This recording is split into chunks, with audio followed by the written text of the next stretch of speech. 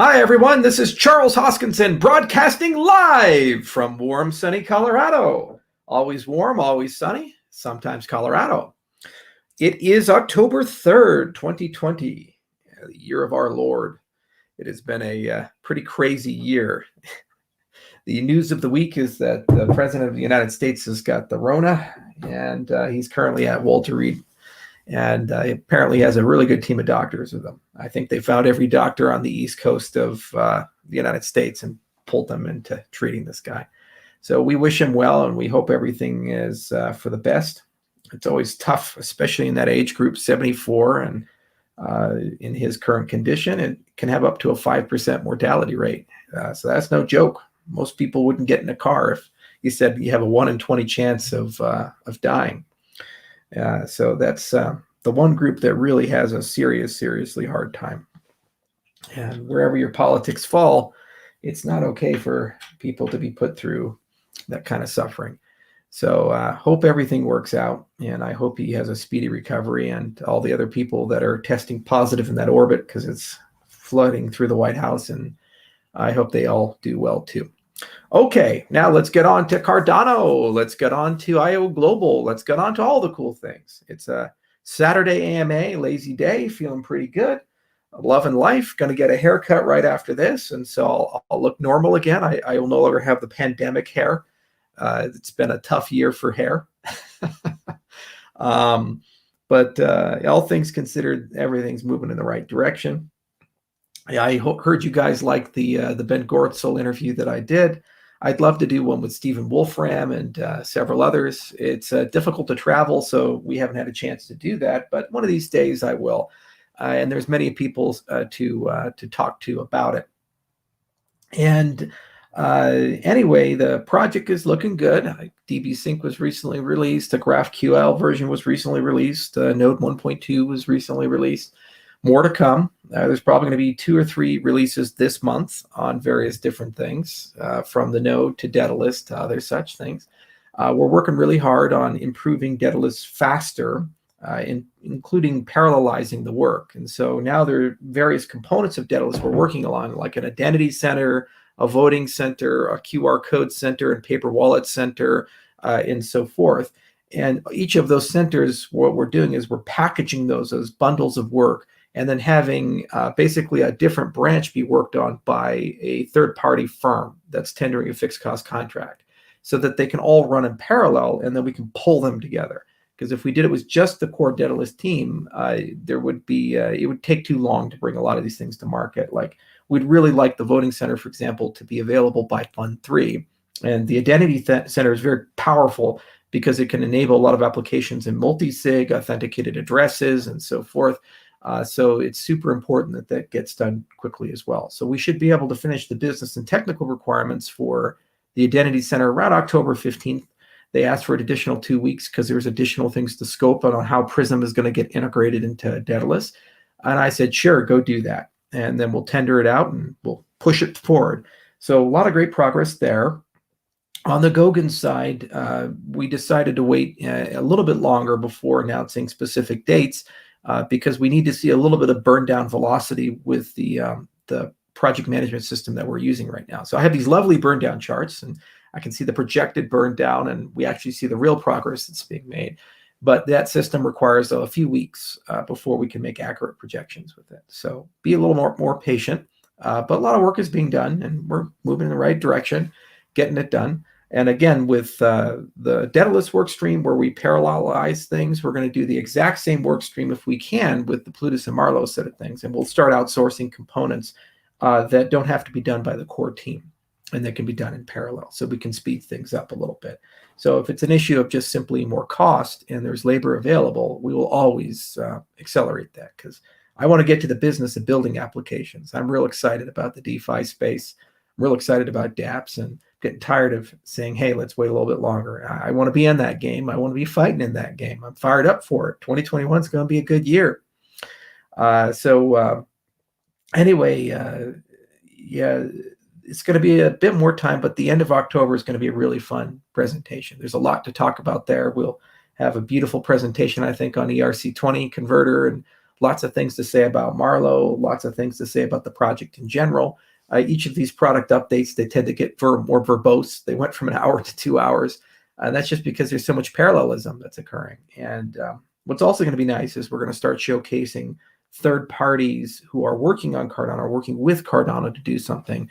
So it's as much their story as it is our story. So not much more to say there. On the ETC side of things, we just started doing weekly updates with the Resurrected Mantis team. We just did the first one last week, and this week we'll have one too, and every week thereafter. And they'll just kind of talk about what they're working on, what they're doing. A lot of great showcases on Crowdcast of different ideas of 51% attack resolution.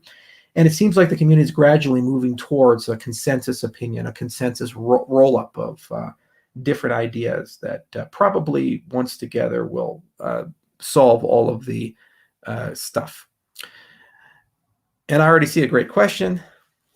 This is bad news, meaning Goguen work has just started. No. This is exactly what happens when people have no experience in software engineering, just start babbling, descending to idiocy. We've been working on Goguen for 4 years, 4 years, and an enormous amount of work has been accomplished and done. There is a Goguen work stream, and there's a Cardano work stream, and they have to merge together. So we have to upgrade the UTXO to extended UTXO and put Plutus Core in. So the Shelley team got pulled over into the Goguen side to do that infrastructural embedding, but Goguen work has been going on for 4 years. It hasn't just started. Sorry, try again. And it says, otherwise you would have a burn down chart already. No, we've been changing project management things, and we've been estimating velocity many different ways. You see, this is another example of a person that just doesn't know what they're doing. We're doing fine.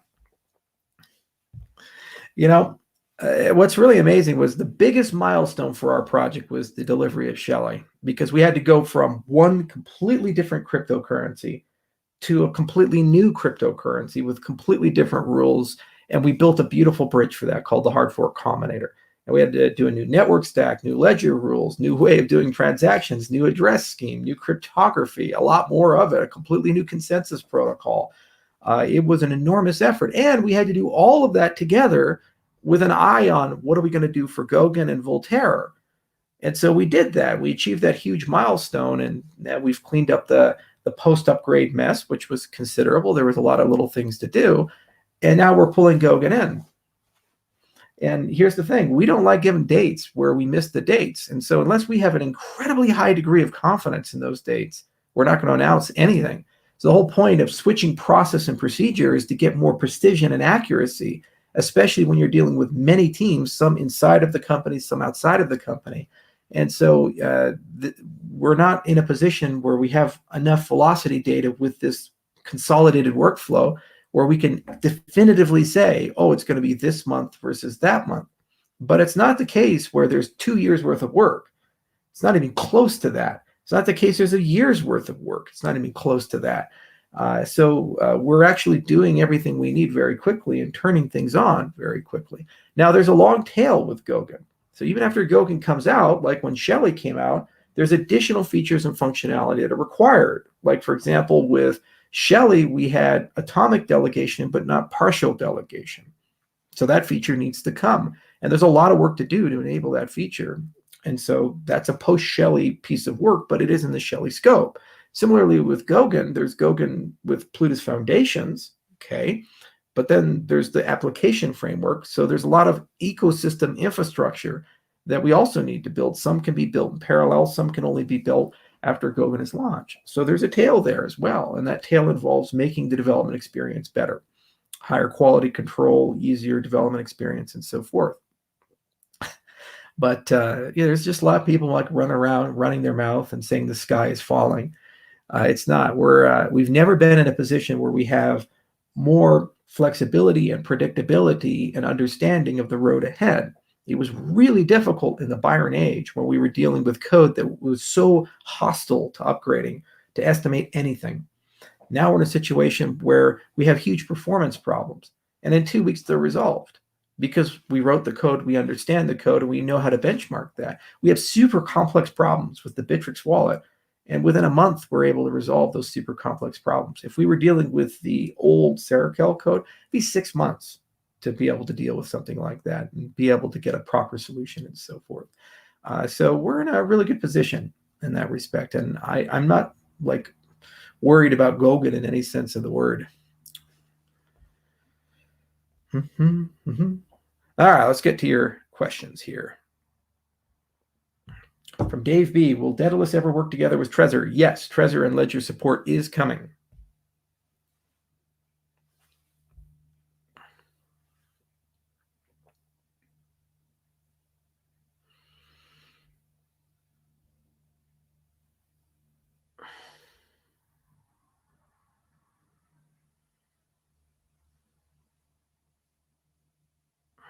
Will there ever be a Daedalus for Android? So for the next 5 years, I'd like to aggressively pursue mobile clients. And they would be really nice to actually build a unified infrastructure where it works on both the desktop, the browser, and mobile as a reference client. I'd also like to see client diversity. So we have not just a Haskell version of Cardano, but maybe a Rust and a JavaScript version of Cardano as well. And it would be really, really cool if we could get to that point where independent teams are working together and we collaborate on the specification level. I think it would be much better for the project and create much more resilience for the project if we could accomplish that.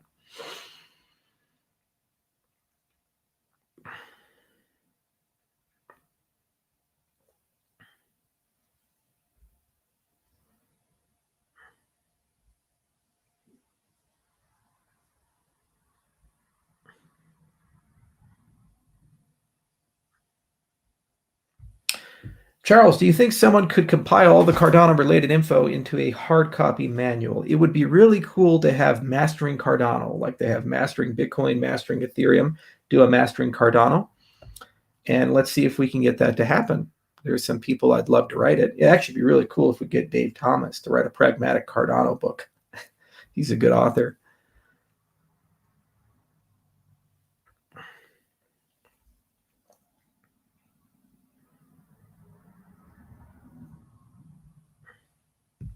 Now, this is a good question right here from Hilly Gorlick. And it says, any chance to have a passcode required when opening Daedalus?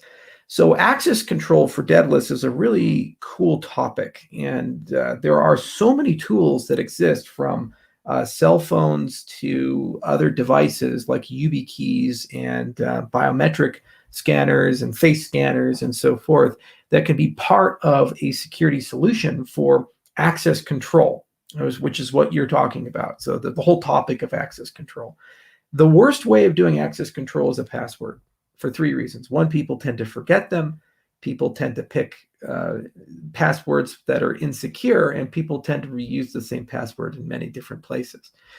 So those 3 factors alone are problematic. And so when you can take that element out of the access control story and move to hardware enforced access control or biometric enforced, or ideally a combination of the two, where the biometric is the username and the hardware is the password, this is the most secure phenomena. And frankly, it's significantly better from a user experience.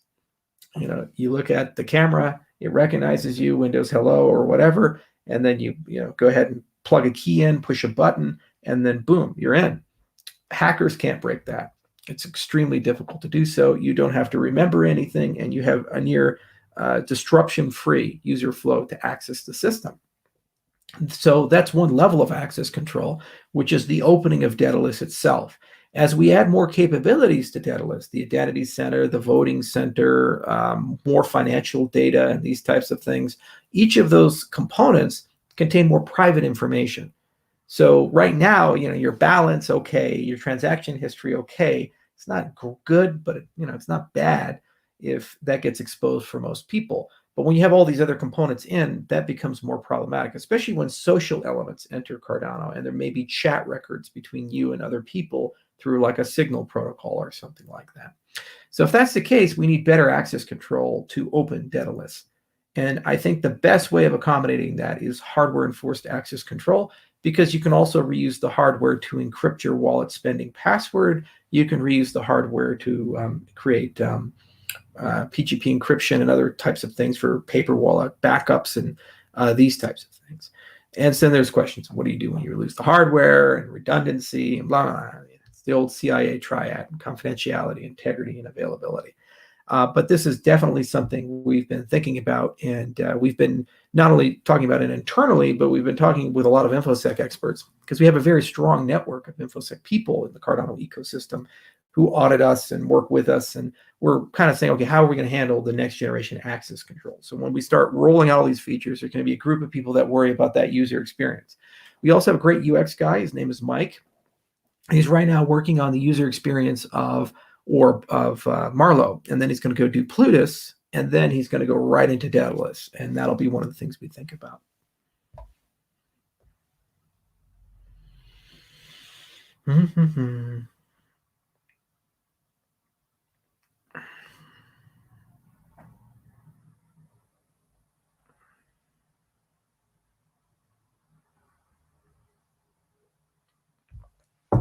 I get this a lot. So there are 2 books now written about the history of Ethereum, Into the Ether and The Infinite Machine.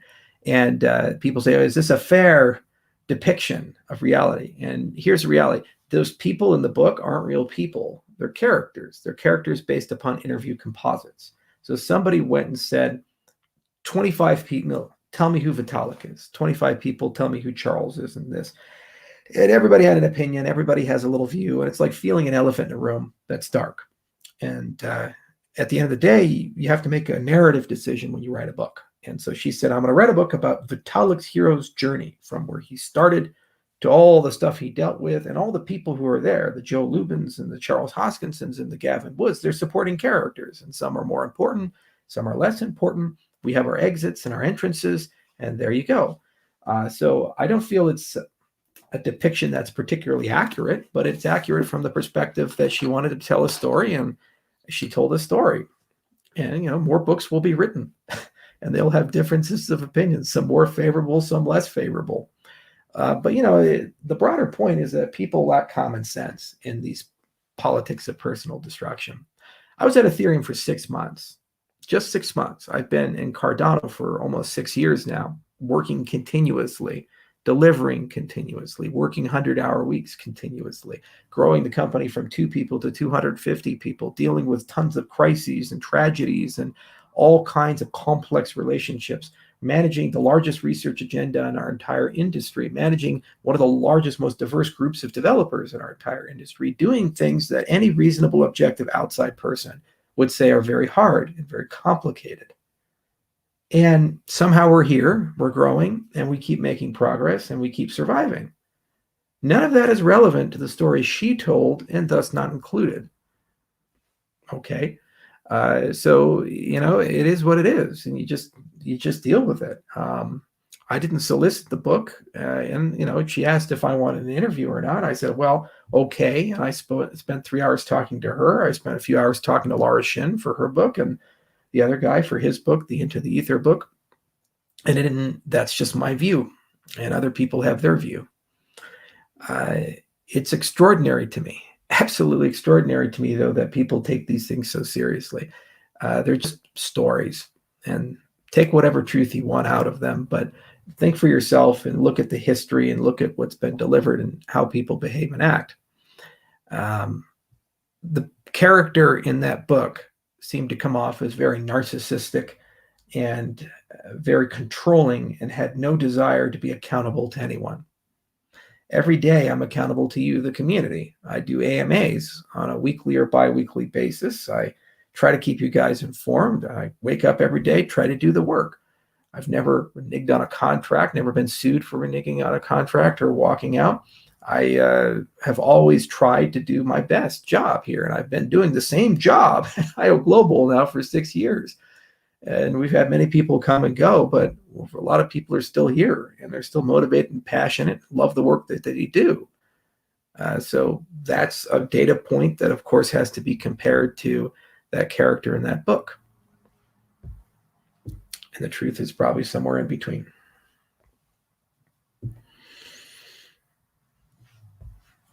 Do you still take lion's mane? Where do you get it from? Having trouble finding fruiting bodies, lion's mane since COVID. I buy a supplement called OM, O-M, 2,000 milligrams a day. Comes in 3 tablets. I'm going to start growing lion's mane actually here in Colorado on my farm. And I will sell supplements if I can get high enough yield, because you're absolutely right. It is actually hard to find fresh lion's mane, but that particular brand is one of the best.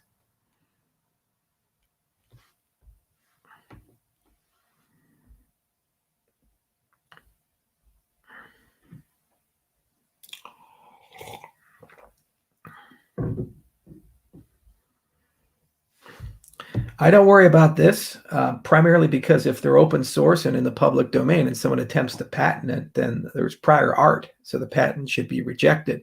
It doesn't mean they won't. It doesn't mean they won't. Sorry, just a crazy question. It doesn't mean that they won't try to patent it, but we'll certainly litigate it if they do.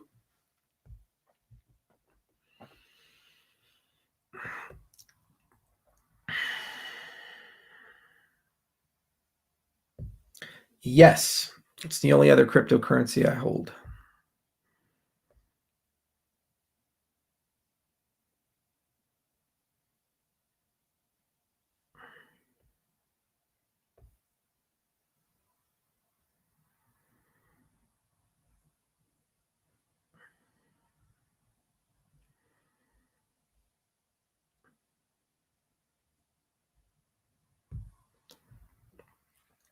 What does UN adoption mean for the project? So this is a small pilot that we're doing with the United Nations with this whole Voltaire setup. But we're going to be working with them for years, probably throughout the entire life of the company. My goal is economic identity, and by giving it to people, it makes people better. The UN sustainability goals and anti-poverty goals are somewhat compatible with what we're attempting to do. So we're kindred spirits in a certain respect. And I wake up every day and I say, how do we get people economic identity? And they wake up every day and they say, how do we pull people out of extreme poverty? And it's just a matter of convincing them that my solution set helps them with their solution set. And then suddenly we're working together. And that's going to happen a lot in 2021 and 2022 and so forth. And you'll see tighter and tighter collaboration, especially with diaspora.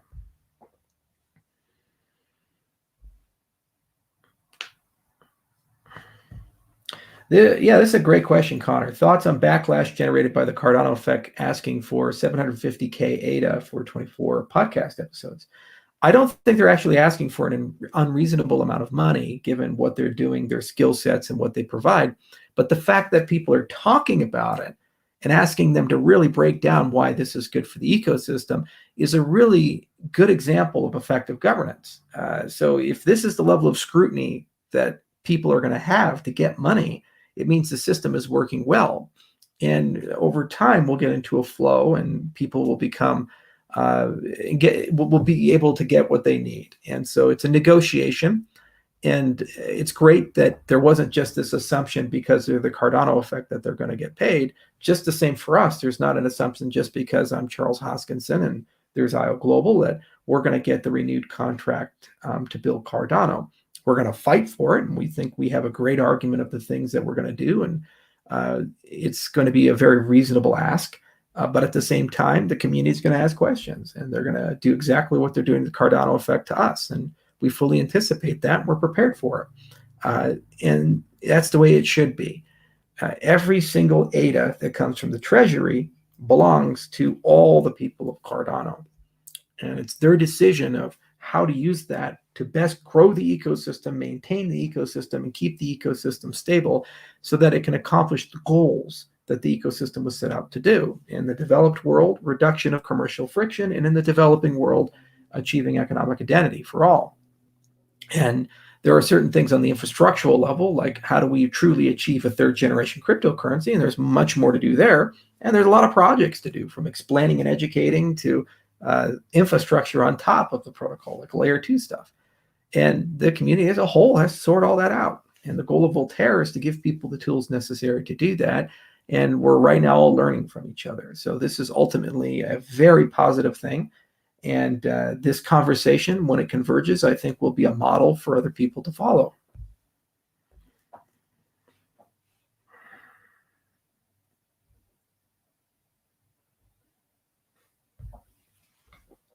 If you ever had another vision on how to improve the blockchain and the CF didn't go for it, would you create a new course on your own? So let's be very clear about something. The Cardano Foundation does not own or control Cardano.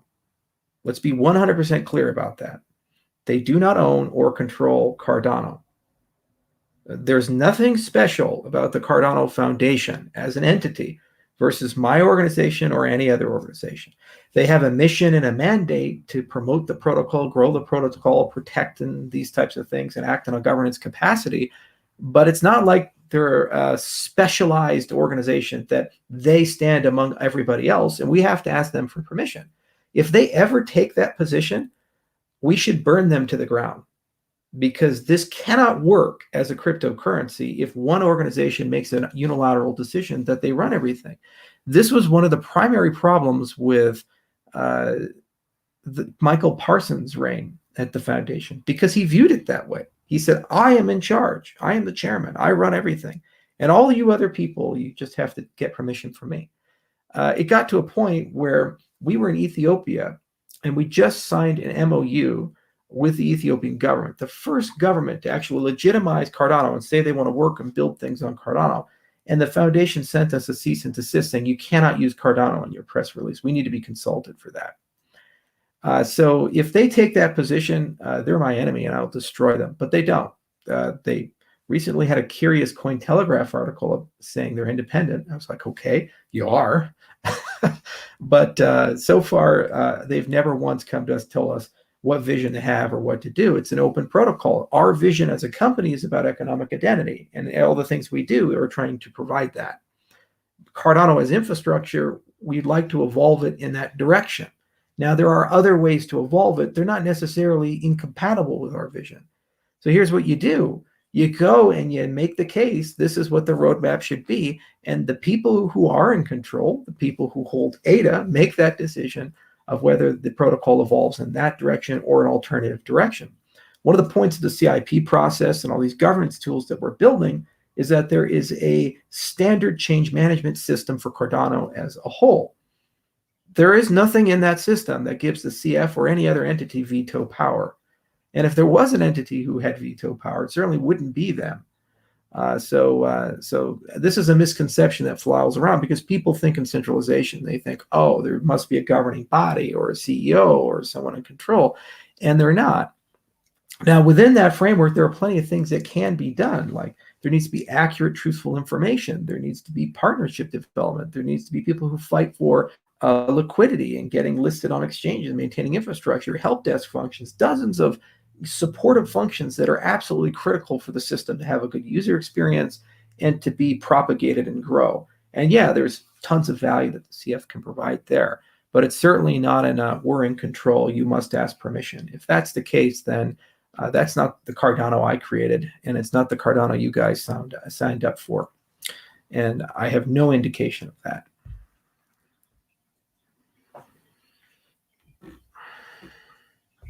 Many more to come. It's going to be very fun in 2021.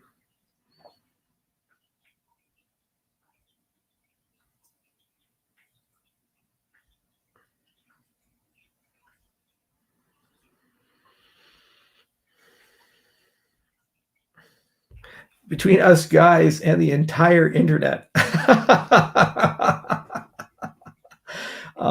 Can't say anything about it.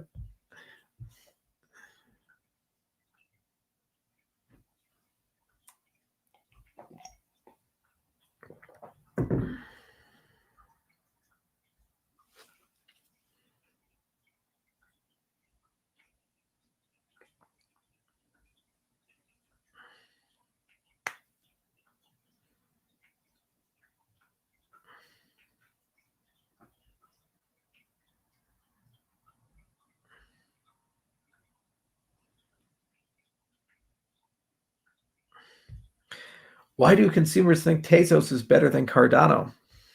I see we have Tezos people in the chat. Every single AMA never fails. They do good things in that project.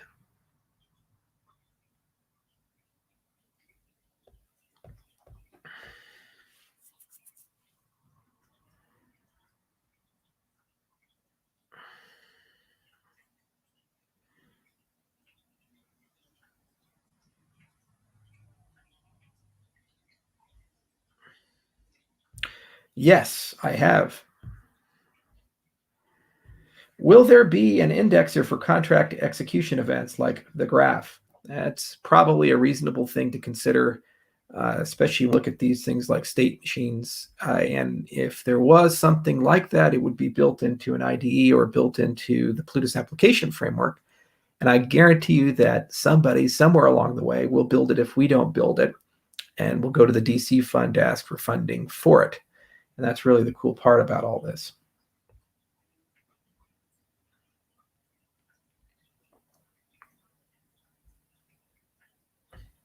Why, thank you. I appreciate that. When I don't wear the glasses, I look younger. How about that? Let's start working out aggressively again. I need to get rid of all this fat and get back in good shape. I just didn't want to go to the gym, so I work at the home gym sometimes. But, this whole Corona thing, it's like, got to put yourself in a bubble and then get on a treadmill. It's like, ugh.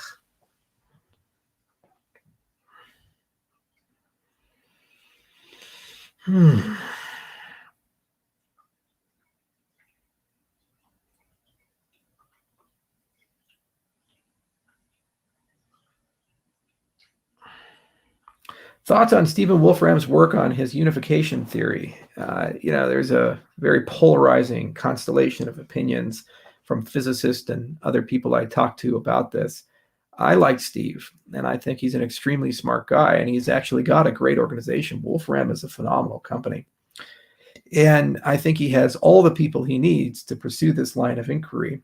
And there's good stuff that will come out of it. Some of the things do bother me, like there's not enough rigor in his definitions. And he justifies that saying, well, we're physicists and you do experiments and you have intuition. And then eventually get to a point where you really understand something. And then you work your way backwards to, more elegant formalism. So I'll give him that. Yeah, that's fair. But there's a lot of work to do there. And it's just a continuation of ideas he's had for 3 decades, if not longer. And he finally gets to do these things.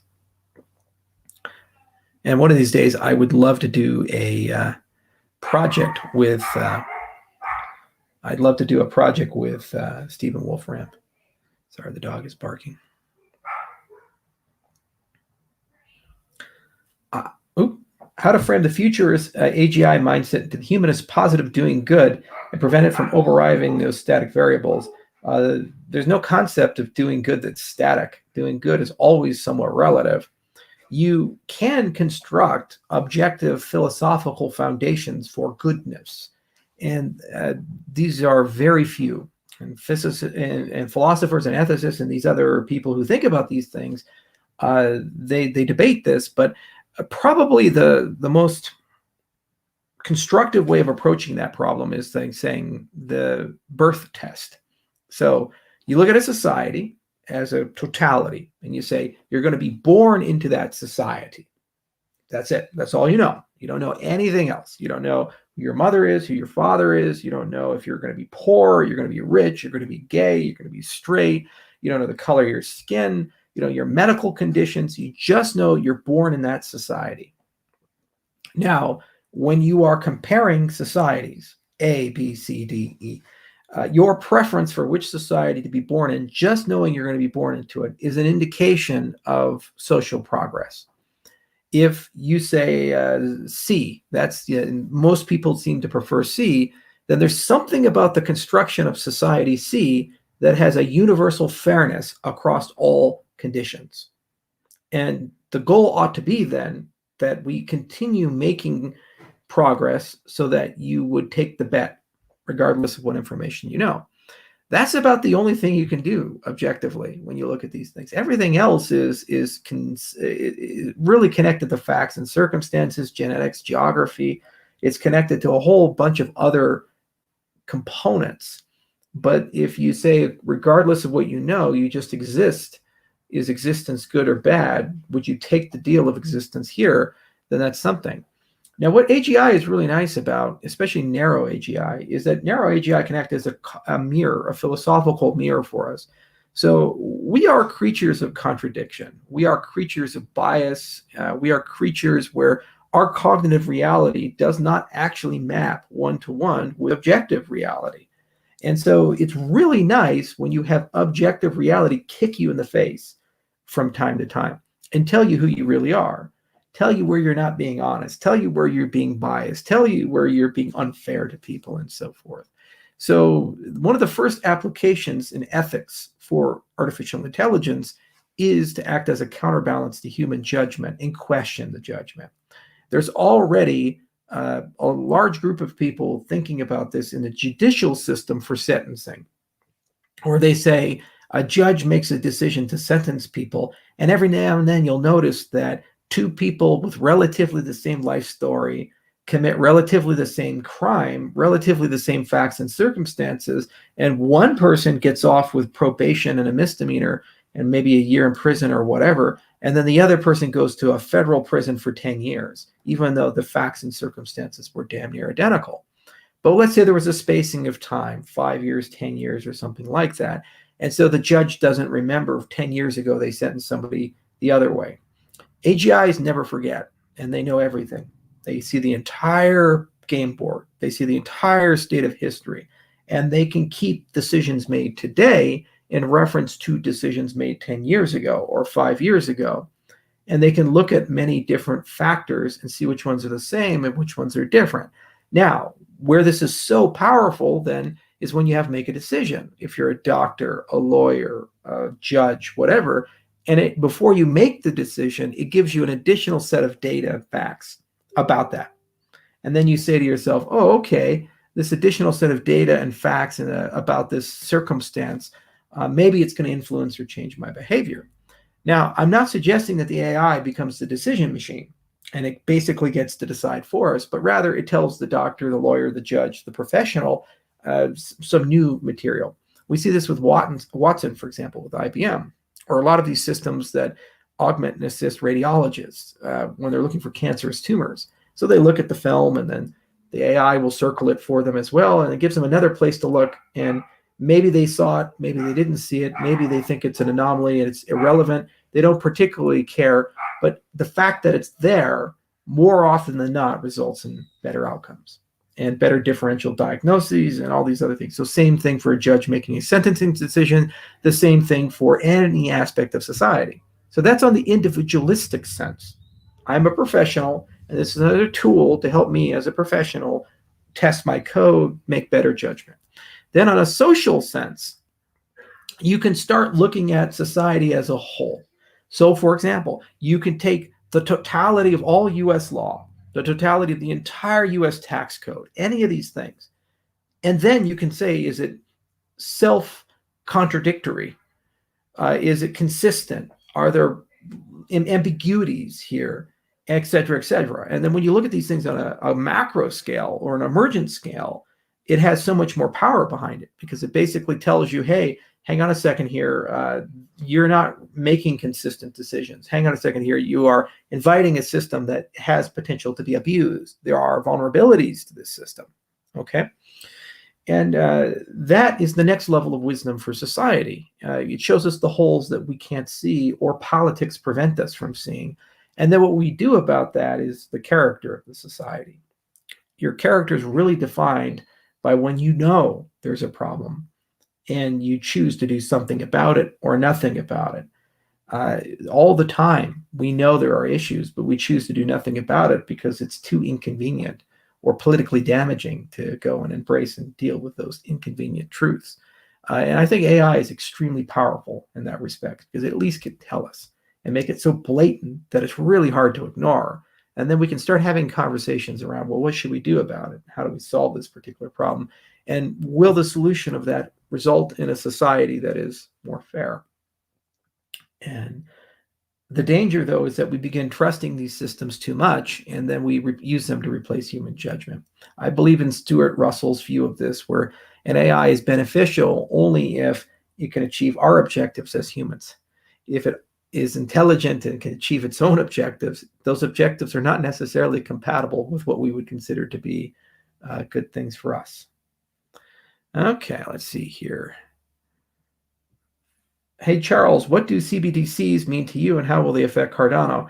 I would like Cardano to be a replacement for the Bank of International Settlements and all the non-BIS banks to come use us as the connecting tissue.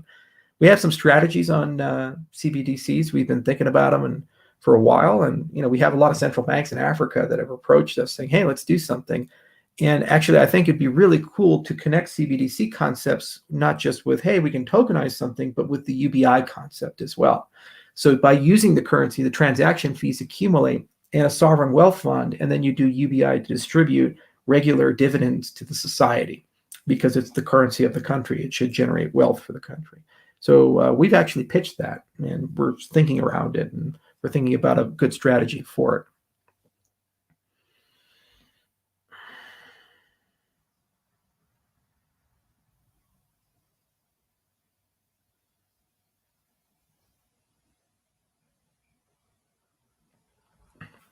This is an interesting question from Glenn Ortiz. Charles, the CFTC and federal prosecutors charged the BitMEX exchange. I thought it was actually the state of New York, but anyway, DOJ, whatever, charged BitMEX exchange with facilitating illicit crypto derivative trading. What does this mean for the space? If you run an exchange, an actual meat space exchange, and you are human beings in that exchange, you cannot go to Seychelles or another jurisdiction, service U.S. customers, and expect not to be captured under U.S. regulation. Charlie Shrem learned this. Many people have learned this, that your compliance scheme is incredibly important, and your ability to work with regulators when you are a regulated business is incredibly important. Okay, so they were charged with BSA violations, probably hundreds of them, and they'll keep digging. They'll find 20, 30 other conspiracy to commit and other things on that list, in addition to all of the fines that they're going to get for the CFTC for running an unregulated derivatives exchange. The government has always taken these things very seriously. And I remember even before cryptocurrencies existed, people got shut down for running MSBs or other facilities. And here's the thing, guys. We say, oh, the regulation's terrible. It's like, how many exchange hacks have we had? How many problems have we had with exchanges? They say, trust us, and then you run away with the money, or the CEO dies. And then, in a place in India known for people faking their death, and dozens of these other problems. And how many Mt. Goxes do we have? And then when you look under the hood, you find lack of process and controls and incompetence and wash trading and all these other problems that occur. So if our industry was so incredibly good at self-regulation, then why didn't we do it?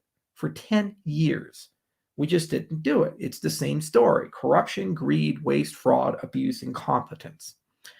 And so regulators now are stepping in, and they look at these things and they say, these markets manipulate retail investors and manipulate the industry as a whole.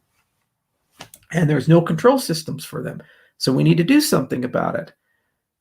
Now, we could try to do DeFi, and that's happening. And the code then has baked into it consumer protections and regulations and these other things. And there's a lot of people talking about that. And I think there's some merit for using DIDs and authenticated addresses and other things with DeFi. And it solves the custodial problem and the front running problem. And it's no longer we trust them or we trust the regulator. It's we trust the system can't fail, and we have mathematical certainty behind it. And that's great. But it's going to take 5, 10, 15, 20 years for that to mature and materialize, and a lot of difficult regulatory questions. But if you start a business, an exchange, and you take other people's money and you hold on to that money and you make markets, and people believe that you're following some form of code of ethics, you should have a realistic expectation of being regulated. You really should. And the people who don't, what they do is they offshore and they go into jurisdictions that give them no control, and total control. The jurisdictions take no control of the process, and then they get tempted, and it gets too easy. And there's always some moral compromise you make along the way, because the numbers go from thousands to hundreds of thousands to millions to billions, and at some point it becomes too easy to do something. And the minute that you take that one step in that direction, the whole system comes collapsing down, and everybody gets screwed. So I'm not surprised these things happen.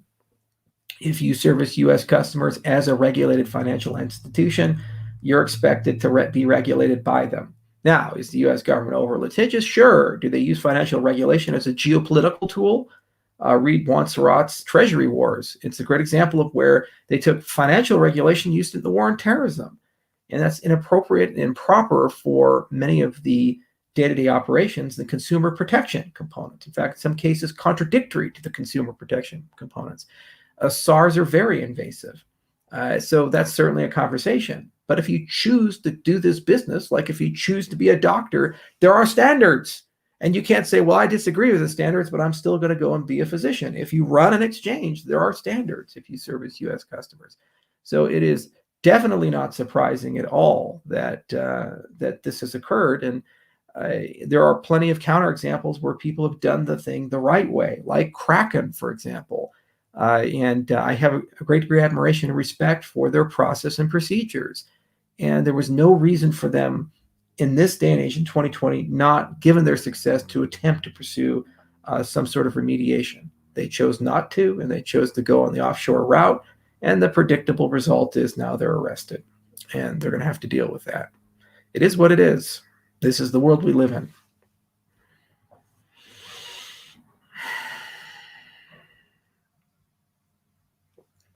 My views on UBI have never changed. I think UBI, where it's redistributionism, doesn't work so well. It doesn't make a lot of sense to me. It's just another game for democratic socialism. UBI, where sovereign wealth has accrued, like the Norwegian Sovereign Wealth Fund or the Saudi fund, that makes a lot of sense because you're saying that the citizens of the country are shareholders of the trust, and the trust has a surplus, so it will distribute the surplus to the citizens. So, for example, if I create a central bank currency, it makes boatloads of money, and that money accrues in a fund, and then we distribute that as dividends to the citizens of that country. That's good fiscal policy. That's good monetary policy. That's benefiting the people of the country. Incentives for surpluses instead of deficits. If we just say we're going to take from Peter and give to Paul, that's socialism, and it seldom achieves anything beneficial because the game is more about how do we take more from Peter and give to Paul, and Peter's not paying his fair share. And there's no incentive for the government to run surpluses or a balanced budget. They just run deficits, and the deficits create inflation, which debases the currency, which makes Paul have a harder time surviving. So then Paul goes and demands more of Peter's stuff. And eventually Peter runs out of stuff to give Paul. It's that old saying Margaret Thatcher used to give, socialism only works as long as you have other people's money. When you run out of it, it doesn't work anymore.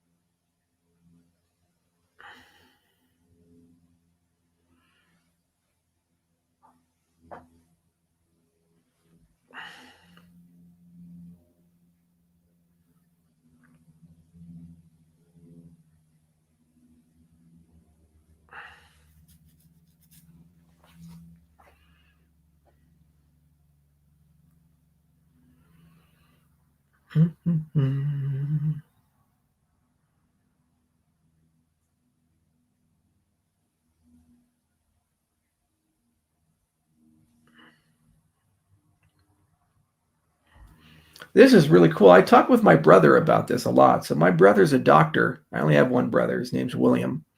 He's a great doctor, but he also is a licensed contractor in Wyoming, and he owns a lot of real estate and builds stuff and does gutters and all these other things.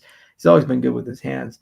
And we've been talking a lot about doing a real estate play on the side. And one of the things we've been thinking about is what would it cost to do 3D fabrication of homes? And what's really cool is that you can design the entire home in a virtual model. You can play around with the whole thing, and then you can just print it. And then it has everything all set up for the piping and the wires and the insulation and so forth. And you may be able to, with manufactured home prices, like $130,000, comparably build something larger and as sturdy as an ICF home or something like that. So it's certainly something that's really interesting. I had a great conversation with some ministers in Mozambique and other countries who were working on affordable housing as well. And we even talked to the Inlu people, if you remember that, years ago down in South Africa about their efforts to construct structures. it seems to me that 3D printing is not quite where it needs to be, but miracles have been achieved. And if you look at the trend lines, kind of like what Musk did with battery-powered cars and Tesla, we are in a situation where the cost will hit a certain point where it's actually not only practical, it's the most sensible thing to 3D print a home. And you can have significantly stronger structures because you can print a geometry you can't build by hand that can distribute weight much better, and then also ensure better accessibility of wiring and piping and these things without the usual tricks and techniques that people use for construction. So it is a passion of mine, and I'm quite interested in it. And at some point, my brother and I probably start a company on it. But we're going to do a real estate fund first in Wyoming, and we'll kind of grow it to a point where we have our own construction company, and then we do 3D printing. And I'd love to go to like all throughout Ethiopia and other places and just 3D print houses and do that quickly. It'd be a lot of fun.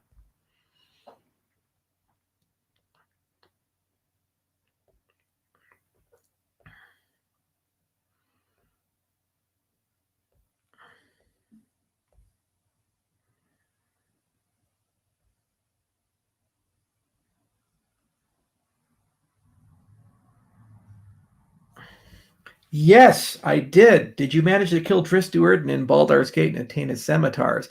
You not only get his 2 scimitars, a +5 and a +3 one, but you get his mithril armor as well, which is the best armor in the original game. The only way you can really kill him is by a kind of a trick with all the gnolls attacking him, and you kind of get your character slightly off camera, and he gets stuck because he's trying to walk. So he keeps getting hit, and you just leave the computer on for 2 or 3 hours, and then he dies, and then you can pick up his equipment.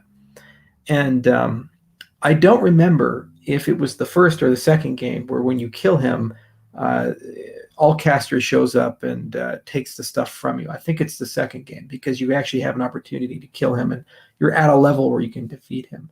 But I certainly did do that. That's a lot of fun. You also can just give yourself his stuff using the console. They went all out on Baldur's Gate because it was the first Forgotten Realms game in a long time. And so they included Elminster and Tristuart and a lot of the other usual suspects. Volo was also in that game as well. Ed had a lot of fun with it.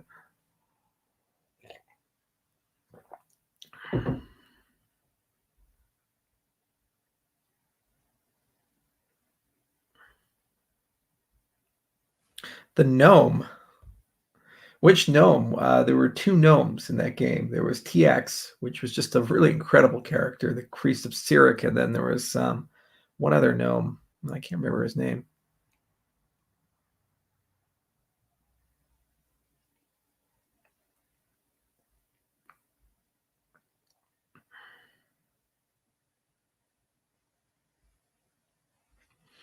Duncan has said assets in Cardano must pay fees in ADA, not the native asset. And that's a very sensible thing to do. So basically what you do is you build an infrastructure where you can pay fees with the native asset, but by default, all of them pay in ADA. And then what you do is you use the governance system to give the community the ability to elevate a particular native token to pay its fees in the native token. And the stake pool operators then take that. So I think that's the most reasonable way of doing things because you have kind of base level, but if a chain link, for example, came to us, that's part of the negotiation the ecosystem could have. Otherwise, you kind of run into a situation where all these assets can be basically junk and spam the system, and you have no external measure of asset value. The system doesn't know that Bobcoin and Link have different price tags. You need an oracle to inject that information to the system, and automation of that is a vector of attack. So a governance layer to elevate an asset from ADA fees to native fees makes sense because then some external actor is making that decision. And then, you can either have it as a temporary decision and you renew it on a regular basis or a permanent decision based on scale.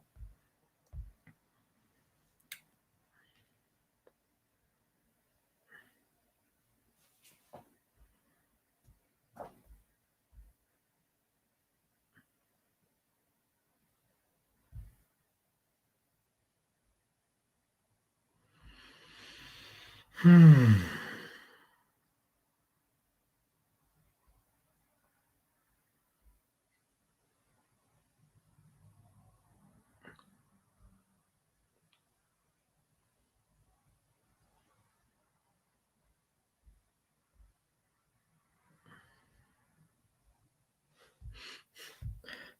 Because of securities loss. Super easy to do, but almost certainly it makes the asset a security. If you get passive income for doing nothing, that's a problem. Contrast it with staking. It's an active process, and how many people have lost money because they couldn't configure their KES properly, or they delegated to the wrong pool or something like that. There's a lot of work that goes into staking. You're actually doing something. Securities, they just give you passive revenue. You own it, and so you get paid for it. So that's one of the reasons why we see a lack of innovation there. And it's a shame, because there's so much cool stuff that can be done with intellectual property with a blockchain, and much easier to do distributions there. But that's the reason why security tokens exist, because it's going to bring those missing elements back into the cryptocurrency space.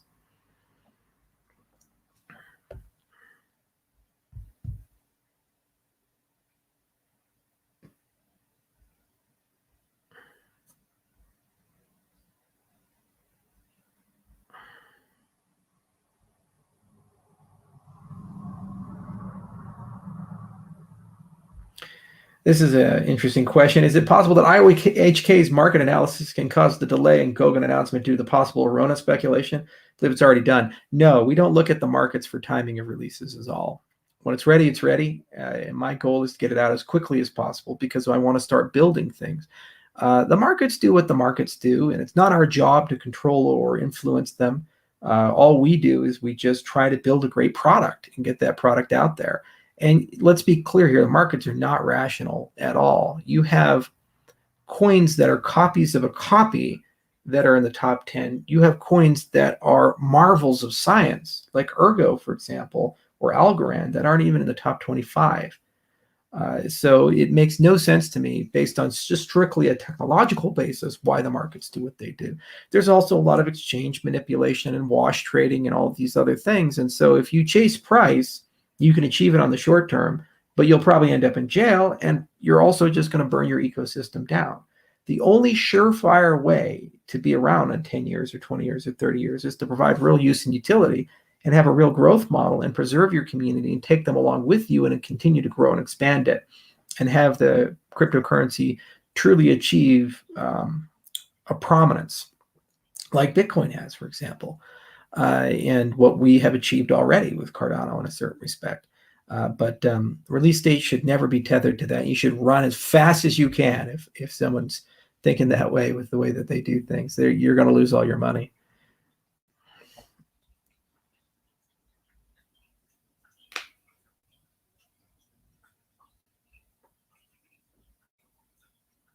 So this is an interesting question. What do you think about Treasury funding a project with ADA, and in return you get equity in the project? So this is a problem in two dimensions. One is a problem of governance, auditing, oversight, and just that whole layer of stuff. But then there's also a regulatory issue with this.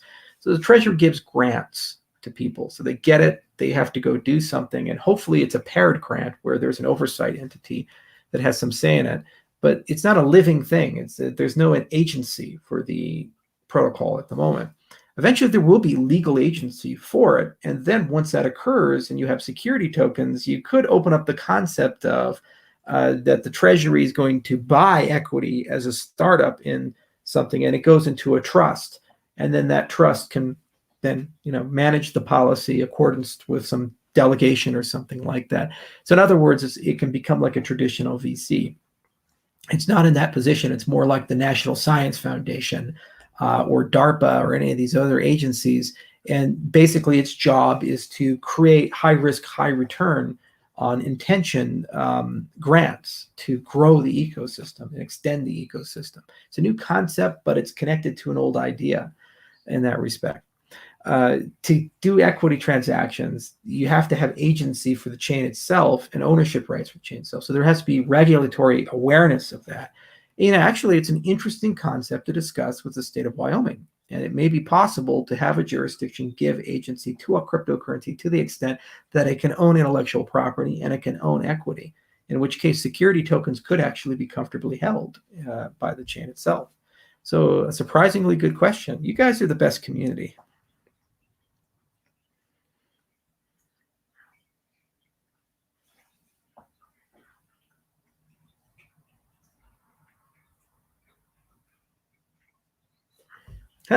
I also attended CU Boulder. My kid is a cybersecurity with Air Force, plans to get his master's in computer science at CU. I'm pushing him towards a blockchain. Would you recommend a niche focus in attending CU? My recommendation if he's going to get a master's in computer science, and he's already done cybersecurity, is just focus on the cybersecurity component.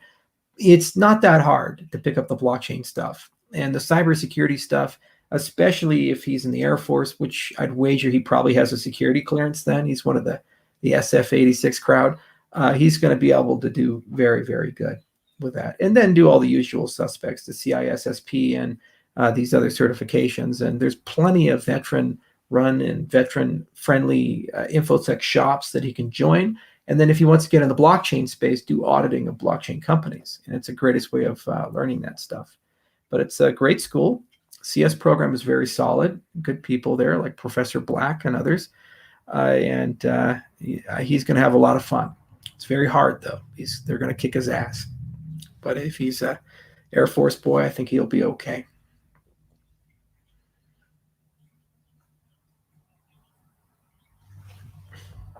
Charles, isn't it a bad sign that smart money are participating in the crypto markets? I don't know. Paulson is. Dozens of billionaire investors are, and lots of hedge funds and venture capital funds and others are participating. They just don't do it very publicly.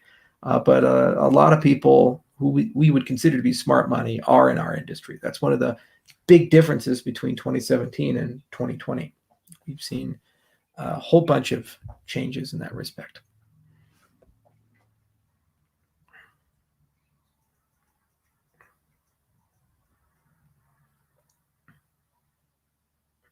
Yeah, this is a good question. This is why we invented this concept of return on intention.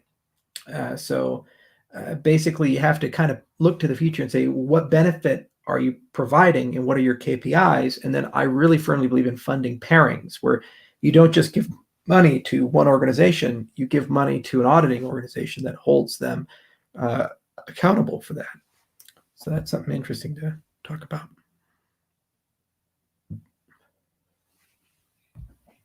Did you know that Alex talks about you in the Celsius videos? I did not know. I've met Alex a few times. Last time I think was in Switzerland, in Zurich, at Real World Crypto. And we've had nothing but cordial conversations. And he's a very nice guy. I hope he said positive things. I don't know. Sometimes people say nice things, sometimes they don't. But we've never had a bad face-to-face conversation. They've always been cordial.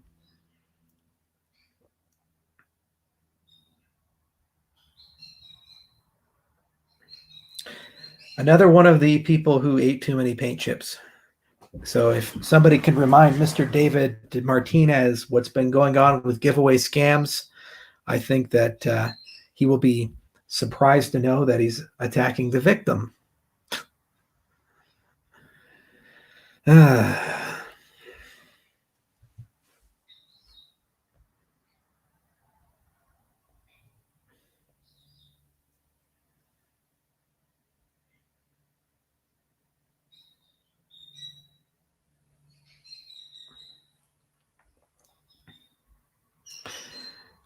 We live in a world where people, they can't pay attention anymore.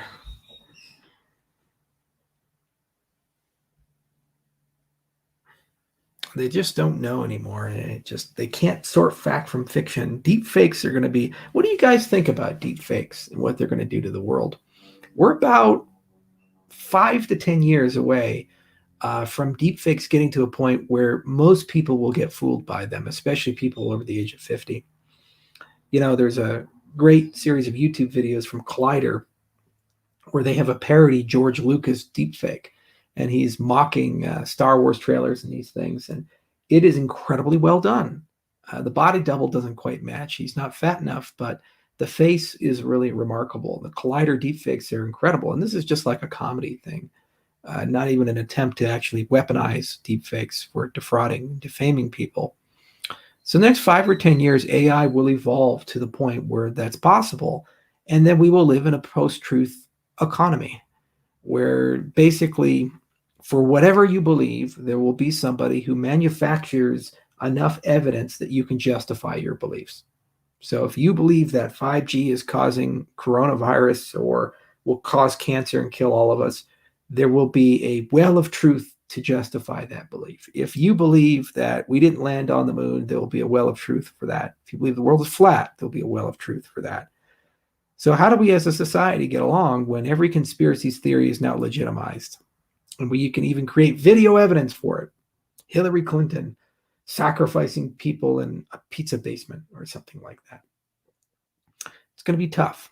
We're already running into it where these people have been plaguing my channels, accusing me of hacking some rando over the internet.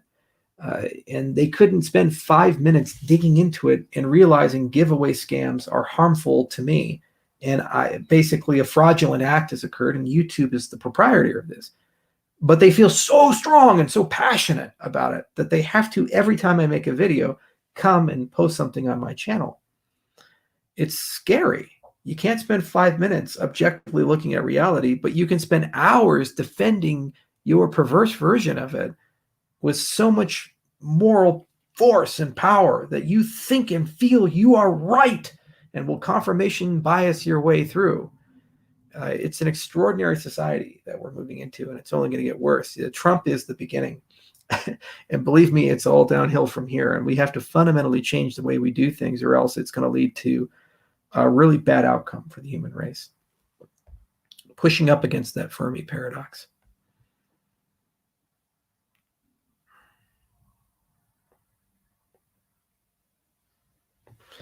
And that's another great point, Jason. YouTube makes money off these videos. Imagine that, the outrage when they find hate speech or whatever on the platform. We must take down this YouTube guy, deplatform him. And then when they're making money off of criminal activity, no, nothing to be seen here. They can be class action lawsuited and so forth. It's still, they let it persist on the platform. It's truly amazing. It's absolutely amazing. But it just shows you the golden rule. He who has the gold makes the rules.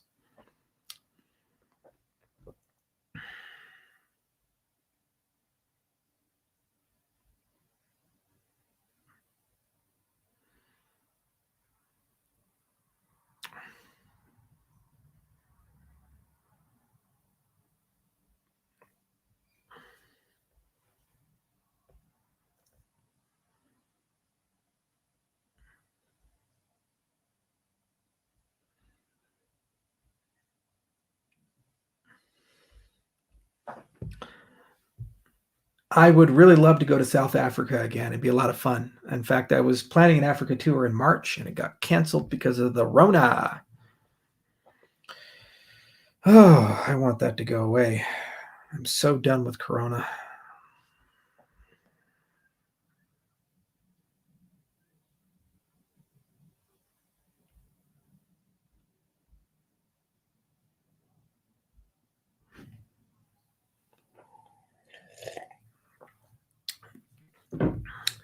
You know, Gravel Pit, if this happens, I think people would pay me to put my clothing back on. It would be a, big economic win for me.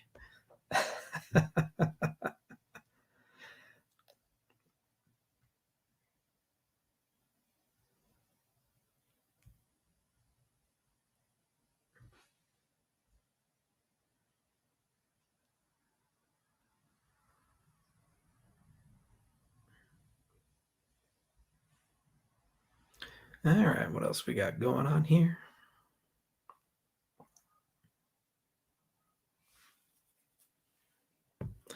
What happens if the Treasury funding disappear without delivering the project on Cardano? Well, the same thing that happens when you have a failure with the VC system or any other issue, like when you give a grant to an organization that doesn't deliver. You don't get what you paid for. Nine out of 10 businesses fail. The vast majority of research grants are dead ends. So it is an invitation for improving the system. It's why you start small and systematically with many partners, and you make sure there's audit pairings, and you generate data along the way, and people build reputation metrics. The people who tend to deliver and have a track record are much more likely to continue delivering. And the people who have no track record, they're going to have to partner with people who do have that. So it's much a social dynamics and business theory problem as it is an accountability and governance problem. And ultimately, you have to have a feedback loop for that. And that's what we're figuring out right now as a community. Fund 2 is the very first opportunity. And then every fund thereafter is an opportunity. And as long as we're moving in the right direction, where more and more projects have a return on intention, then we're doing the job correctly.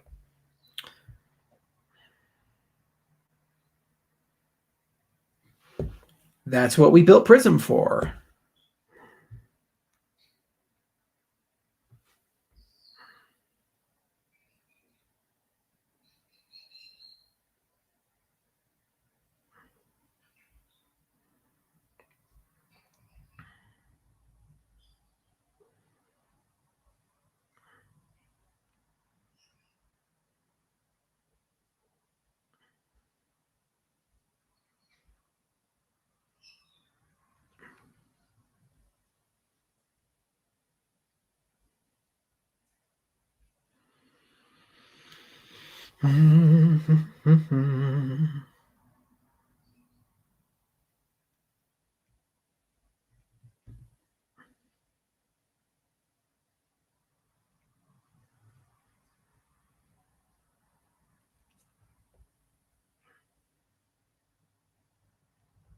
When can we implement Prism for stake pool operators? We're actually thinking about rolling Smash into Prism and using DIDs as the identity domain.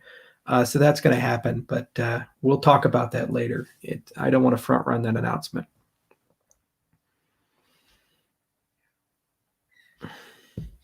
Goguen claims a lot of things, but actually Avalanche is a very good project and a very good protocol, and it's exciting to see it be launched and what it's going to do in our industry, kind of like Algorand. And we'll learn a lot, and that community will certainly do some interesting things.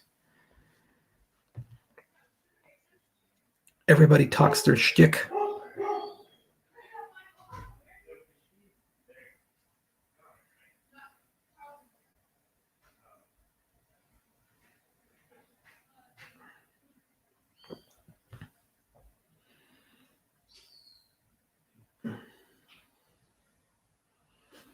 What is Cardano going to do so the stake pools don't get hacked? And so what we're planning on is a segregation of two things. One, we're going to basically have a cold and a hot environment. The cold environment is going to live on hardware devices like ledgers and Trezors and perhaps other things like SGX.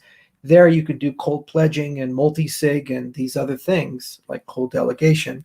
And then the hot environment will run on a server like Amazon or Azure or Rackspace or DigitalOcean, and it's the operations side. And that environment is permissioned to operate and make blocks and do KES rotation and all these other things. But if it gets compromised, then you can just simply rebuild that environment on a different server using the cold environment to give redo permissions. There's a slight disruption of service, but there's not a loss of funds in that respect. And hopefully we can get it so precise that there won't be a loss of delegatees. People have delegated to that pool. So this is what I was talking about the long tail of Shelley, where we launched Shelley in July, but there are post-Shelley things to do, like partial delegation and improvements to the operating environment. Now, who do we do these things with? We work directly with the stake pool operators on a regular basis and ask them questions, and firms like Vacuum Labs, who are actually doing the upgrades to the Ledger devices and Trezor devices.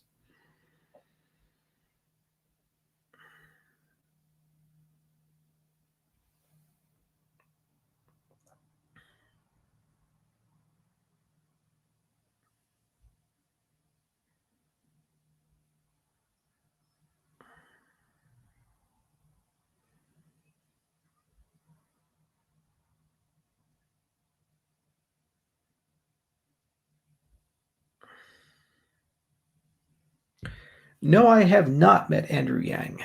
I think we'd have a great conversation if we ever had a chance to meet each other.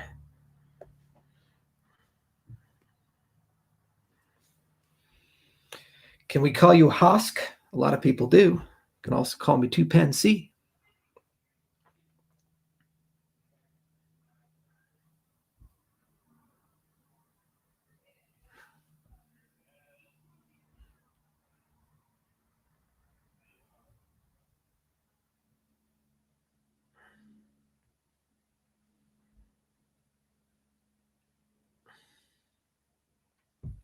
It takes months for a cryptocurrency to actually consider a move because it's not as simple as just writing the code on Goguen. It's also a case of you have distribution questions, optics. You have to decide if you want to have a new distribution event, if it's an airdrop, a proof of burn event, a two-way peg between the old system and the new system. And all those business and technical and legal and regulatory and other requirements have to be collected for a migration from one system to the other system. So you can start now because it takes months to answer all those questions and prepare their community. And the code is actually the easiest part. Yes, they do. Yes, they do. I can see questions from Facebook, Periscope, and YouTube all at the same time. I told you guys I'd get good streaming software. And, we're actually probably going to do like live screen drawing and stuff like that. I'll just keep adding over time, roll it all out.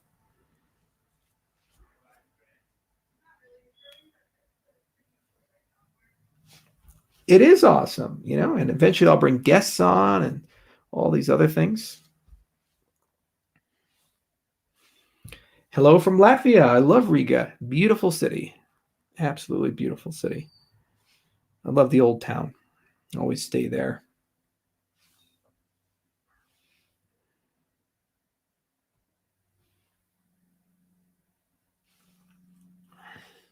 That depends. Do I get to surprise them? Can I jump out like a New Zealand pig hunter?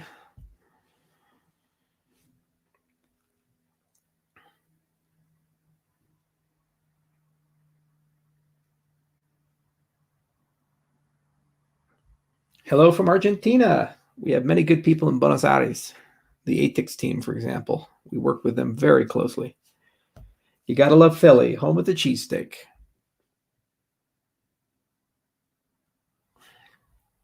How can ADA be used in sports, NBA, or soccer? I don't think at all about the NBA or the NFL or any of these other things. I've completely given up on all of them. But soccer is quite interesting. I'm going to buy a soccer team at some point in Africa. They're not super expensive, but I would love to use it as an experimental base for non-fungible tokens, loyalty points, and other such things. And we'll explore that. Most likely Uganda, but there are plenty of great places to do that. And I'll set up some sort of Pan-African crypto soccer league, the crypto football league.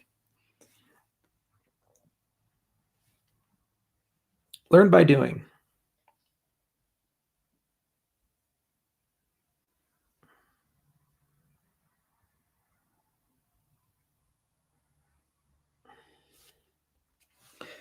It would be really cool if somebody did this. Build an Airbnb for Cardano. That's exactly what the DC fund is for. African soccer teams are really bad. All the African, like half of the players who won the World Cup for France were from Africa. This is where they come from. It's a great farm league for people. I think there can be some wonderful Pan-African things that can be done. And there's a huge amount of talent in Africa for soccer. It's just that the teams aren't well funded and the infrastructure is not there. So a competitive league that's crypto focused would be super fun to set up. And I'll get very passionate about it once I do it, like my game company. Yes.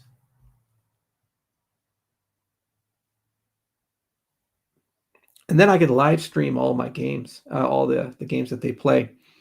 And I'd just be like one of those soccer hooligans. Yeah, I am not going to run the team.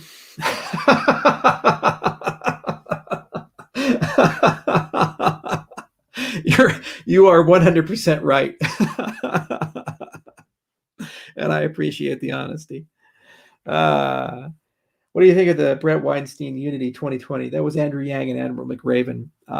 It's like replicating the consuls of Rome. Sorry, Brett. Terrible idea. Not going to work.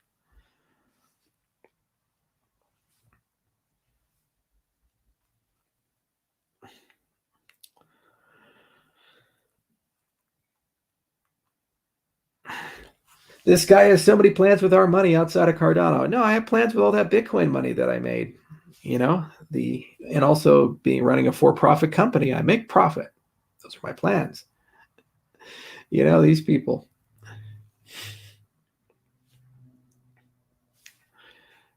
Would you just rather me retire tomorrow? Love the new overlay. Yeah, me too.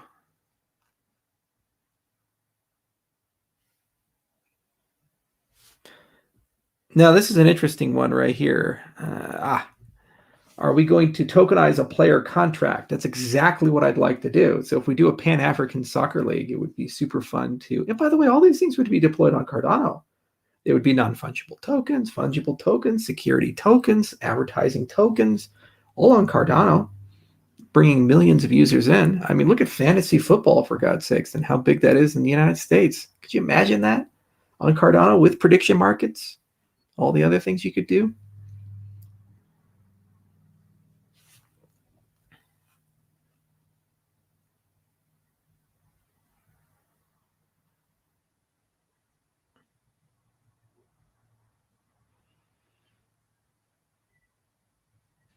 Thoughts on Jordan Peterson and his philosophies? Jordan is compensating for the fact that there's been a war on objective reality and truth. This woke cult and these postmodernist philosophies that basically push the world into a position where there are legitimately many people who believe there's no notion of right and wrong, there's no objective truth, everything's malleable from gender to sexuality and all these other things, and everything's fluid and everything changes, and Marxism's great. That's where it all goes. Because, you end up getting into this, we have to have equality of outcome. And the only entity powerful enough to do that would be a super government that basically replicates a modern day Marxist society. So then you got a Jordan Peterson who comes in and talks especially to men in their 18 to 25, but there's other demographics, but that's super popular in that group, and says there is objective truth, there is objective reality. Suck it up, buttercup, make your bed. And there's a huge appetite for that right now. And that's why he's so popular. He's basically getting a message out that has been demonized, dwarfed, or censored in the mainstream academic thought. And so he's not the only one. There are dozens of other people that do believe in objective reality and objective truth. But he apparently is the most effective in a certain respect. And by no means is he right on everything, or frankly, there's reasonable debates about all things. In fact, on Lex Friedman, when Sheldon Solomon was on, he gave a reasonable characterization of some of the issues that he has with Jordan Peterson. I think that's a good interview to watch, but it's good to have him in the conversation because it feels like you need a counterbalance, and hopefully they can kind of merge together and we can get something better. We're creating new religions right now. The woke cult is a religion. The singularity is a religion. There's dozens of them that are contending to replace the old religions. And Jordan is an adherent to kind of like a postmodern Christianity in a certain respect. All right, well, I already clicked it, so I'll just answer it. In your experience, how easy is it to convince projects to move away from Ethereum? Our company's pretty flexible. A lot want to leave. I have 90 potential deals that are in my commercial pipeline. We literally cannot service all of them. So we actually have to let a lot drop. We're hiring like crazy. I have 52 hires in my queue. HR is not sleeping right now. I am 32 years old. Mm-hmm.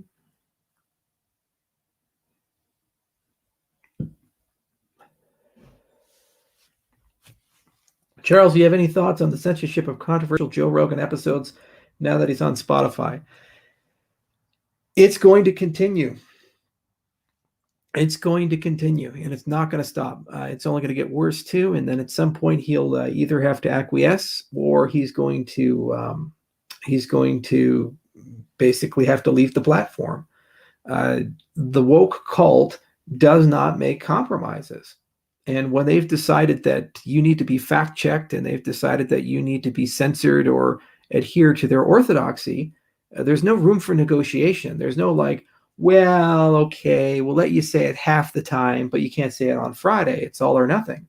And so if they don't get an editorial board, there will be resignations and strikes and other problems in Spotify. And it'll get louder and louder and louder. And then eventually there'll be lawsuits about hate speech, especially in the European domain. And then at some point it'll become irreconcilable. Either he's just going to have to acquiesce or he's going to have to leave. This is the world we live in. You are not allowed to have beliefs that run contrary to other people's beliefs. And if you attempt to have them, you will be deplatformed. or they will attempt to deplatform you. And it's not a universal system yet, but it's a system of scale. So once you reach a certain scale, you endure this. It's always going to be that way from here on out. It's a religion, just like the conservative Christians back in the day. The focus on the family, and these people, they tried to censor Dungeons and Dragons, saying it spread Satanism, and they tried to censor all kinds of reasonable speech or fantasy because they said it's not compatible with family values, and actually made some progress in that respect. That's a religious act against freedom of thought and expression. And this is a religious act against freedom of thought and expression, just on the other side of the political aisle. And Joe Rogan's right in the middle of it. And he took $100 million to be right in the middle of it. And he just bought a $14.4 million house in Texas. So daddy got to make the money.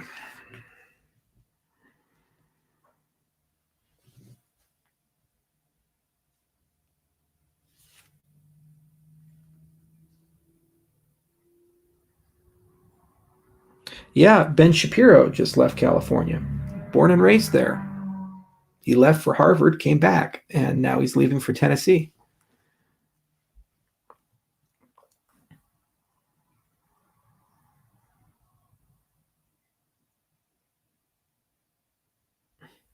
That's a really weird question. I'm not going to answer that. Vampire? What do we see?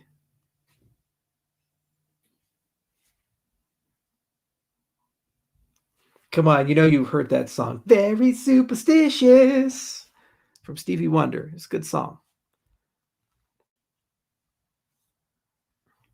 Yeah, I'd love to do a bookend TED Talk when I retire. That'd be a lot of fun. I could talk about all the things that we did. And I'd love to do it in Bermuda again. That'd be pretty easy to do.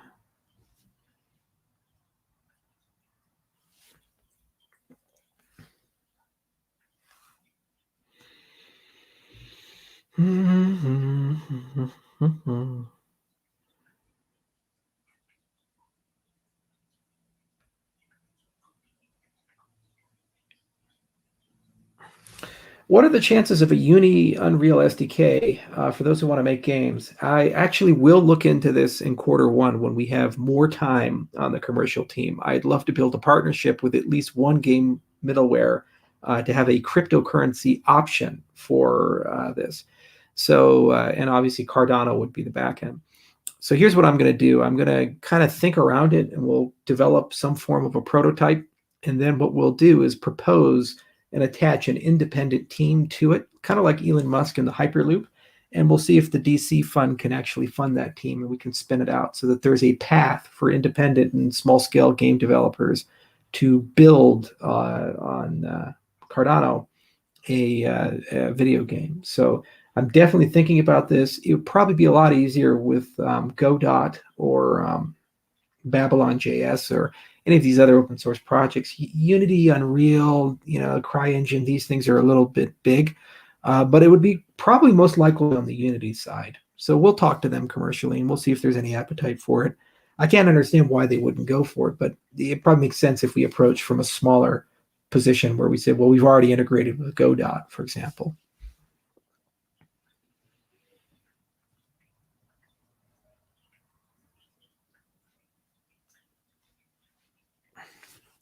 I already answered that question. Pay attention.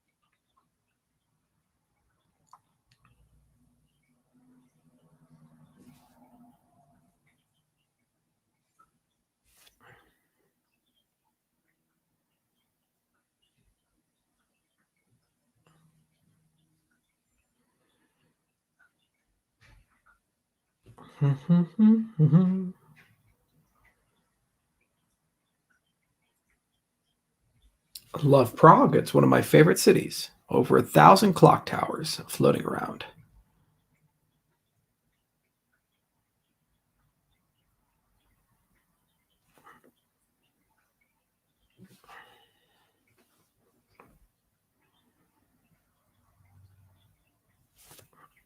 Good to see you, Vienna.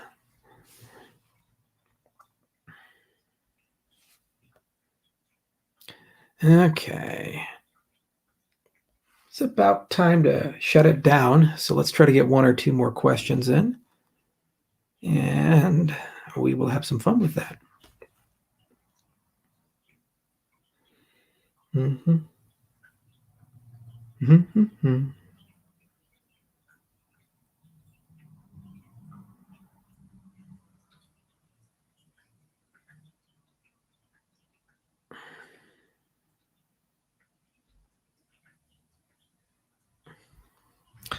Charles, what are your thoughts about dry fasting? It's not safe and don't do it. Uh, Water fasting is great and it's an essential part of being healthy. I should do it more. It's very hard for me because I love food, but every time I do it, I feel very, very, very good. Um, Dry fasting is just horrible for you. And I know there's some people that seem to think it's good, mostly nut jobs, but there's just no evidence that that's a good thing to do. Water fasting is, on the other hand, quite strong, quite a good thing to do.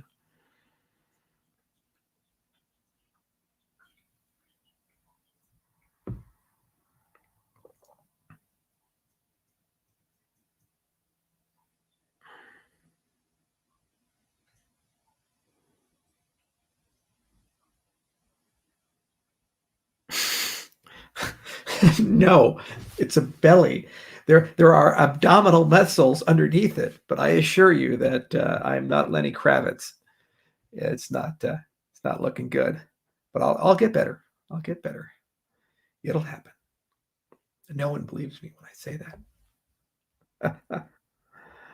uh,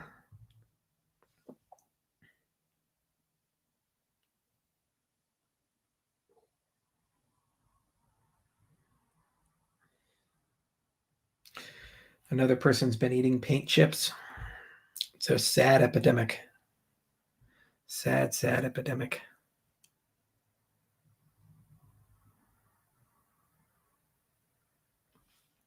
Yeah, it's called autophagy. Cell death and recreation. Your immune system starts rebuilding itself after a few days of wet fasting. It's just good stuff. Do you? Oh, this one is interesting. I eat scorpions. I'm not a big fan of crickets, but silkworms and scorpions every time I go to Asia. I love scorpions. Delicious. Absolutely delicious.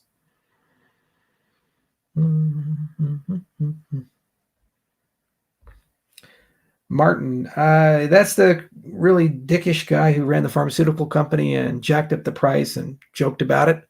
Yeah, if that's that guy, he's a piece of shit.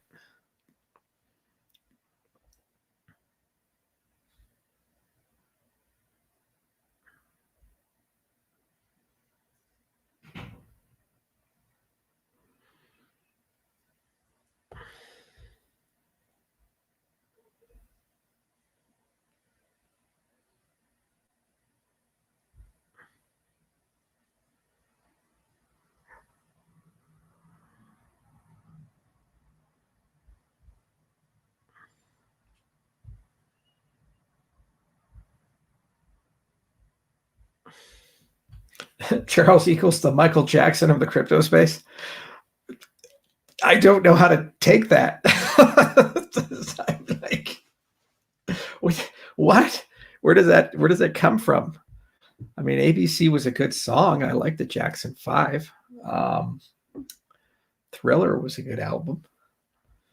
Am I black Michael Jackson or white Michael Jackson?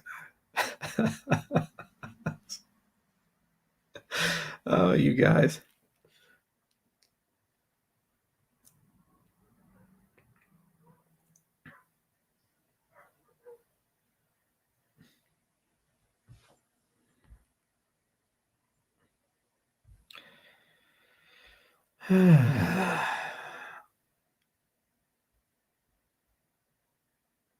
What's a good book on mathematics? I'm right now reading Rational Trigonometry from Norman Wildberger. It's actually a pretty interesting read. I've been reading a lot more about geometry and trigonometry because I've been getting into game engine design. This is like trig without cosine or sine or transcendental functions. He hates infinity. He's an ultra finitist, like Dorian Zeilberger or any of these other guys. So yeah, interesting book. I'll let you guys know what I think. There's dozens of good books though. But actually, if you're a beginner, How to Prove It, actually How to Solve It from George Poya, high school level, great. And then there's a Danny Valeman book called How to Prove It, which is the undergraduate mathematics. Both of those are great. And then The Art and Craft of Problem Solving is another really good book. It's from a professor out of UCFS, University San Francisco or something like that. And that's a great book.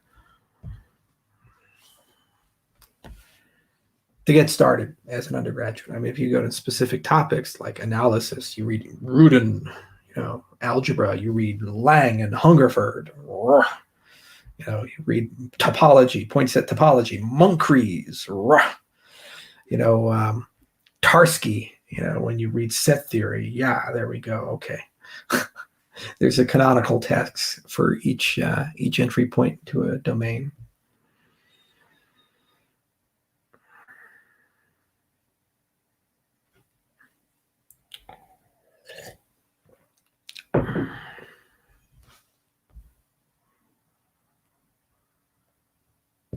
How would you implement high-level mathematics in an RPG game? By connecting it to the magic system. So when you say you cast a spell instead of clicking a button, you treat a spell like a recipe, like an algorithm, and they actually have to construct something to be able to cast the spell. So you can write like spell scripts, and then you can have a mathematical consistency like an algebra or something for how magic works. And then basically people can, by understanding mathematical theory, they can discover new spells, and spells become like proofs or something like that. So that's how you would introduce that. And I did read a book on that, actually, and I thought about it for a long time. No, my stack is just lion's mane and a couple of different nootropics, but I don't take metformin. I'm not at that level yet. Maybe at 40, I'll be there. Groovy, baby. Flying cobras.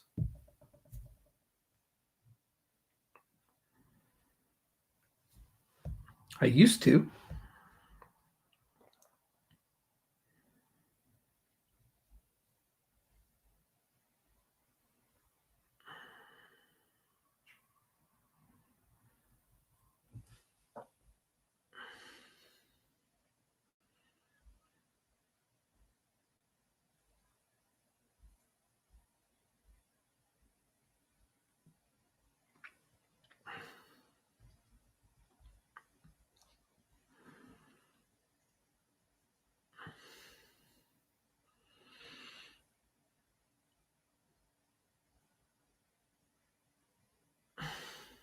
They could. They absolutely could. And actually, you could trade and sell those recipes, and you can prove that they work with zero knowledge proofs, and you can make spells non-fungible and trade them between people. Yeah, now we have a crypto component. Look at that.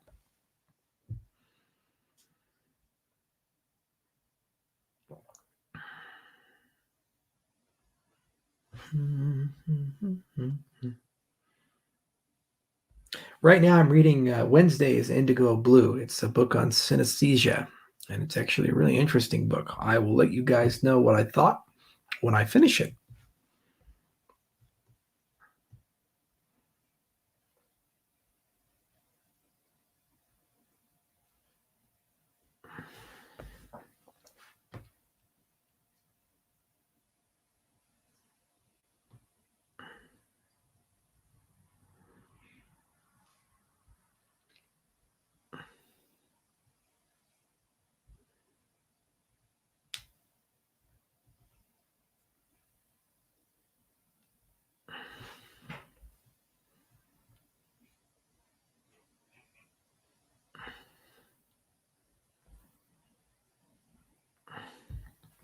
This is actually an interesting question. If you were on death row, what would be your last meal? You know, all of us have a last meal. Think about it. Every single person, there's going to be a meal that you eat, and it's your last meal. Now, more often than not, if you die old, it's probably not a very good one because you're in hospice or a hospital or something like that. And every now and then, you're leaving a five-star restaurant, and then you get in a car accident and die. But it's a question we should all ask ourselves. If we have the foresight or ability to pick our last meal, what would it be? And I don't know. But you know what? I will think about it, Bob, and we will get back to you. There's a lovely book from Ernest Becker called The Denial of Death. And Ernest believes that the majority of human behavior is connected to our fear of death. So his whole philosophy kind of hinges on four interlocking threads. So the first one is that the world is terrifying. It's like everything in the world is trying to kill you. The viruses are trying to kill you, like tigers kill you. Everything around you, either you're killing something or it's trying to kill you. And we're subconsciously aware of that. And so the second strand is that awareness causes us enormous amounts of mental harm because we suffer from the indignity of consciousness. And so the third strand is that we construct immortality cults to protect ourselves from this harm, either by this concept that we can live beyond our death through the afterlife or through deeds or society or governance. And then the fourth strand is that these immortality cults compete with each other and go to war with each other. And as a consequence, that's the primary cause of most human suffering in an advanced society. Stoicism is an ancient recognition of Becker's philosophy of this acceptance of death. It's the same for the Code of Bushido, where you don't let the fact that you're going to die bother you, and you use the fact that that bookend exists to give your life meaning and live your life a certain way. So Bob's question actually has very deep philosophical underpinnings to it, because you're basically admitting that there is an end, and then you're thinking about, well, what does that end look like? And it's a question that we all should ask ourselves, and it'll give your life a lot more context and really help you along if you can find a way to answer it.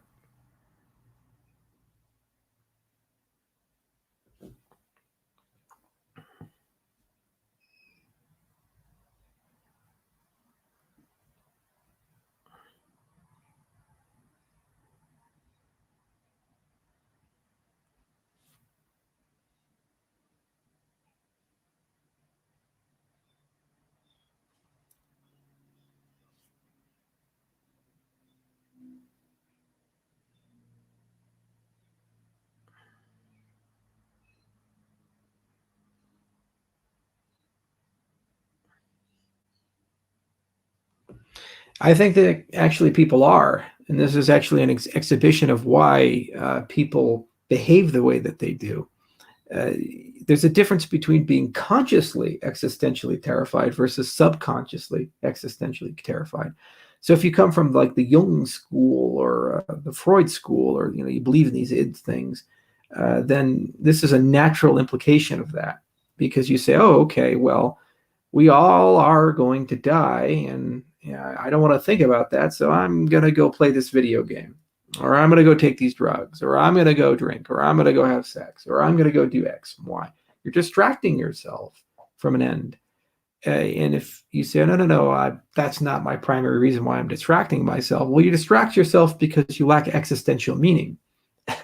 But so then you go look for that. That's like logotherapy, man's search for meaning, Viktor Frankl.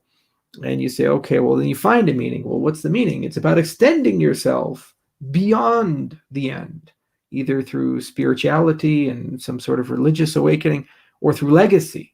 But you still run in that same inevitability that your life is bookended, and existentially you're trying to deal with the terror of that end that comes. It's the price of consciousness.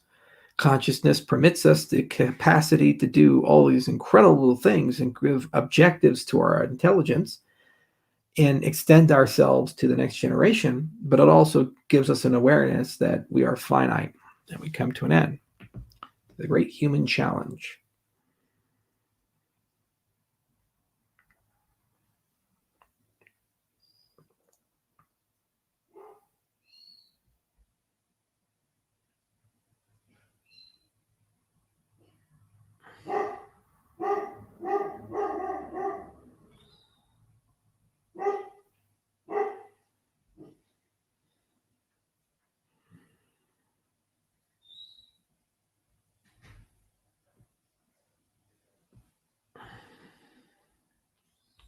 This is a good question. I'll answer that next one.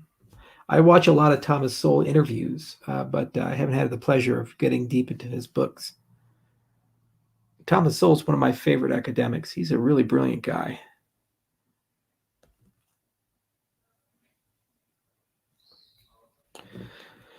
All right, kids.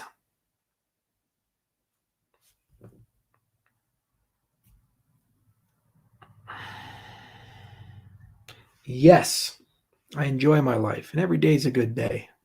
You gotta smile. You gotta love life. You gotta love yourself. You gotta be comfortable in your own skin. That's a good way to end it. You know, if you're looking for problems, you're always going to find problems.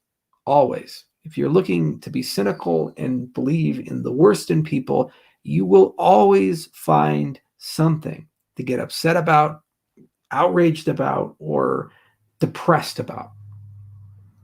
This world has horror in it more than any other you could invent yourself. But this world also has a lot of good in it, a lot of beauty in it. Some of the best moments of my life have been just sitting out on my porch over there with a cup of coffee and watching a butterfly fly by and land on a flower. And just think about how incredible and magical and rare a moment like that truly is, especially in the universe as a whole. And the fact that I get to experience that is pretty special. It doesn't have to be sophisticated. And you can spend your entire life looking for beauty and finding it. You can spend your entire life hoping and looking for the best in people and not being let down, because there's a lot of examples of people who really did do great things. So it's a choice that you all have to make. And it's a choice to be an optimist instead of a cynic and a pessimist. Every single cynic always says, I'm a cynic because I'm realistic. And I think that's the greatest self-deception you can ever tell yourself. There is no notion of realism and cynicism because all the things around you are not immutable. Society changes, governance changes. The skyscrapers you see weren't there before, and there'll come a time when perhaps they get torn down. The older you get, the more you realize about the ephemeral impermanence of things. So why be so cynical and believe society is the way it is and it can't be changed? Be optimistic and ask, well, what small part of it can I change? And what can I enjoy that is still beautiful? And if you can find a way to do that, then you will always be happy one way or another. Thanks for listening, everybody. I'll see you next time. Have a wonderful day.